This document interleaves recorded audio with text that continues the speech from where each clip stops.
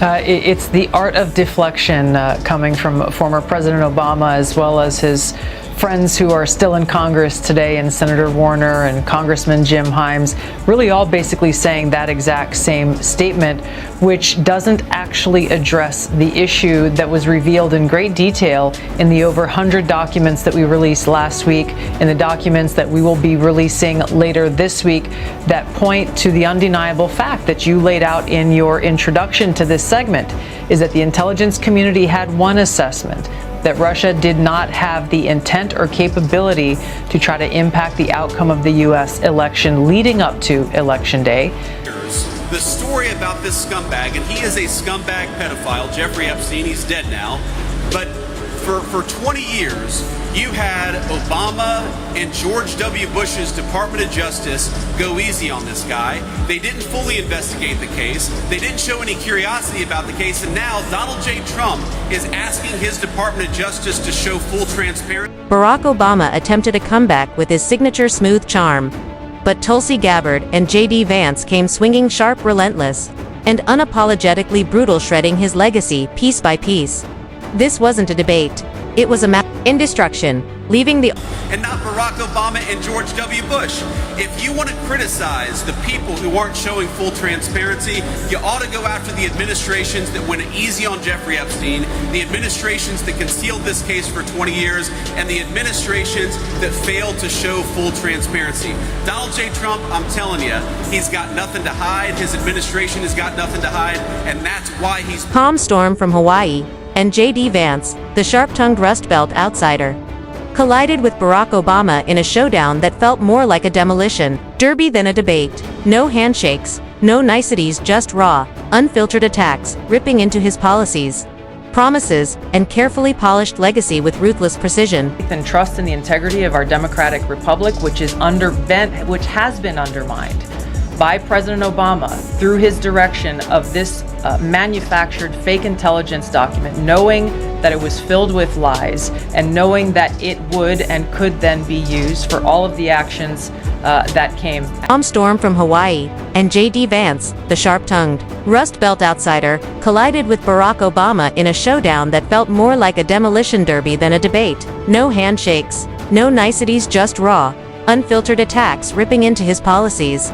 promises, and carefully polished legacy with ruthless precision. The vice president, who gave an interview to the Gateway Pundit and said as follows, SOT 15. Well, I think the only thing the far left really responds to is power. The thing that they're actually going to be responsive to is the recognition that there are consequences on the other side. If they get off scot-free, if they're never investigated, if they're never prosecuted when they violated the law, then they're just going to come back and do the exact same thing again. And there are a few different ways, of course.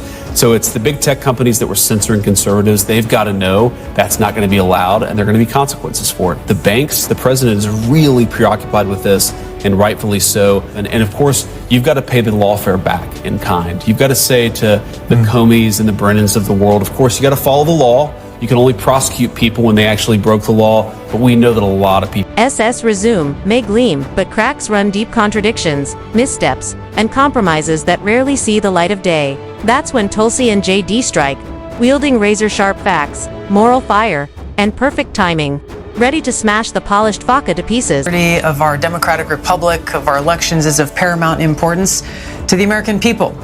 Knowing what had occurred previously, the things, this Russia hoax thing that was called a conspiracy, I wanted to get to the bottom of the truth of what actually happened here. This was obviously important to President Trump, but again, is an issue of importance to every single American in this country and the future of our country as a republic. So shortly after coming into this position as Director of National Intelligence, I formed a special team to investigate this issue. I got to tell you, it wasn't easy. There were a lot of deep state obstacles that exist still within the intelligence. Eye opens with a steady, piercing gaze and surgical precision, turning her military experience into undeniable authority. She tears into Obama's foreign policy, Libya, Syria, drone strikes, framing them not as noble interventions, but reckless power plays where civilians became collateral. The promise of peace and democracy, replaced by bombs, covert operations, and tangled alliances. Then, with the same calm intensity, she shifts to the home front, bailouts enriching corporations, while ordinary families were left to wonder if recovery would ever reach them. Each argument hits like a domino, exposing policies once lauded as heroic as favors for the powerful. This isn't personal, it's principled, honed into an unflinching critique. Actually had thoughts in his head, and what a contrast that is to Kamala Harris, who just repeats slogan after slogan after slogan. I got to be honest with you, I am offended. Not as a person running to be your vice president, but as a fellow citizen. I am offended that a person who is so substanceless as Kamala Harris dares to think that she could be the president of the United States. It is a disgrace. Tulsi slices through contradictions with calm precision, her moral clarity sharper than any raised voice. While J.D. Vance brings Rust Belt grit, trading polished rhetoric for raw tales of broken promises and shuttered towns. Together, they flip the script. Tulsi, tearing apart Obama's global strategies. J.D. anchoring it in working-class disillusionment till the former president's polished legacy cracks, revealing a fragile figure under the unforgiving stage. Of this are frankly nothing short of historic. Over 100 documents that we released on Friday really detail and provide evidence of how this treasonous conspiracy was directed by President Obama just weeks before he was due to leave office, after President Trump had already gotten elected. This is not a Democrat or Republican issue. This is an issue that is so serious it should concern every single American, because it has to do with the integrity of our... Tulsi and JD don't just critique, they perform, blending dry wit and grounded sarcasm into a rhythm as sharp as it is hilarious. Tulsi's calm, principled jabs mesh with JD's smirking stories, turning Obama's polished legacy into a comedy of contradictions. It's like watching someone roast your favorite movie, painful, hilarious, and impossible to look away from. No gimmicks, no theatrics, just perfect timing, biting irony, and sly humor that make the takedown feel raw, unscripted, and completely satisfying. Make is, what I gotta say, and shocker, newsflash here, I've defended Kamala Harris once, I'm about to defend Barack Obama once.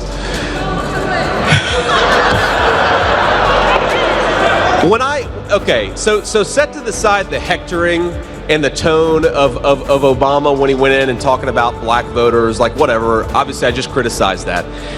You know what I was watching him talk? You know what I thought to myself is, agree or disagree, and obviously I disagreed with about 99% of what he did when he was in office. He had substance, and Tulsi and JD deliver more than critique. They stage a showdown that feels unavoidable, exposing cracks in Obama's polished legacy with style, wit, and grit. Tulsi opens with moral clarity and anti-war precision, while JD drives it home, anchoring lofty promises in the harsh reality of shuttered factories, struggling families, and policies that looked better on spreadsheets than in real life. With sharp timing and sly humor, their tag team dismantles the narrative, proving that even celebrated legacies can crumble under the weight of facts and lived experience. that we have found and that we have released directly point to President Obama leading the manufacturing of this intelligence assessment. There are multiple pieces of evidence and intelligence that confirm that fact. The implications of this are far-reaching and have to do with the integrity of our democratic republic. It has to do with an outgoing president taking action to manufacture intelligence to undermine and usurp the will of the American people in that election and launch what would be a years-long coup against the incoming President of the United States. JD slices through the glossy narrative of Obama's recovery by shining a light on those left behind, steel plants closed, young adults forced to leave, main streets fading while pundits celebrate GDP growth. His stories make the abstract painfully real: empty diners, anxious conversations, kids dreaming of escape. Then he turns to culture, contrasting Obama's celebrity aura with everyday realities, exposing a gap where soaring speeches inspire elites but feel like subtitles on a movie already finished for struggling communities. It's not something I'm given or something I'm owed. It's something you got to go out there and work for. So one, I just don't like the tone of going in. I mean, look, the better question for Barack Obama or anybody to ask is not why black men, it's not how dare you not vote for Kamala Harris. It's maybe they're thinking about voting for Donald Trump because they're sick of being censored, they're sick of being told what to do, and they're sick of not being able to afford the American dream. Maybe that's why we're getting a lot more black voters than Republicans in the past, but JD's blend of anecdotes, sarcasm, and sharp insights smashes lofty promises against lived reality. Closed diners promised green jobs that never arrived, policies that bypassed the people they were meant to serve. His humor enlightens as much as it mocks, letting the audience laugh at the absurdity before wincing at the truth. Paired with Tulsi's surgical dismantling of foreign policy contradictions, JD's grounded domestic storytelling forms a 1-2 punch. She tears down the global narrative. He tears down the American one. Together, their contrast doesn't feel like debate, it's a cinematic unspooling of Obama's carefully polished. Obama then directed Obama's DNI James Clapper to lead the effort to create this new intelligence community assessment that detailed not if, but how Moscow attempted to influence the outcome of the U.S. election. So this is the thing that I think people should pay attention to, is neither the message from President Obama's office, neither the statements coming from Democrats in Congress today and their friends in the propaganda media, none of them are addressing this fact that there was a shift, a 180-degree shift from the intelligence community's assessment leading up to the election to the one that President Obama directed be produced after Donald Trump. As Tulsi exposes the gap between Obama's words and deeds abroad, while JD lays bare the dissonance between soaring speeches and everyday struggles at home, principle versus pragmatism, global morality versus domestic reality. Their tag team flips the chessboard, scattering the carefully managed pieces of Obama's legacy.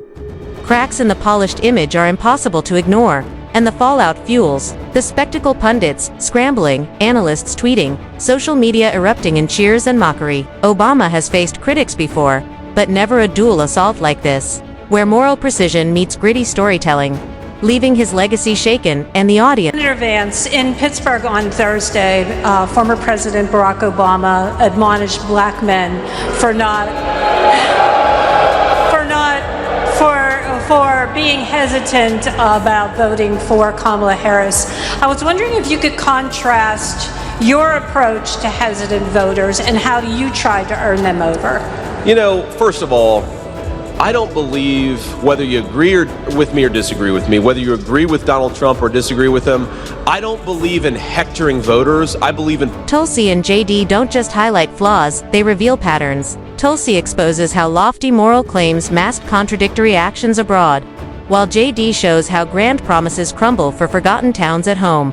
Ethics meet anecdotes, principle meets lived reality, and together their critiques fracture Obama's legacy into sharp, undeniable truths. Their blend of irony, sarcasm, and humor keeps the takedown engaging rather than preachy, leaving the audience mesmerized by a rare spectacle, moral precision and real-world storytelling, colliding to dismantle a carefully curated... A 78-year-old billionaire who has not stopped whining about his problems since he rode down his golden escalator 9 years ago.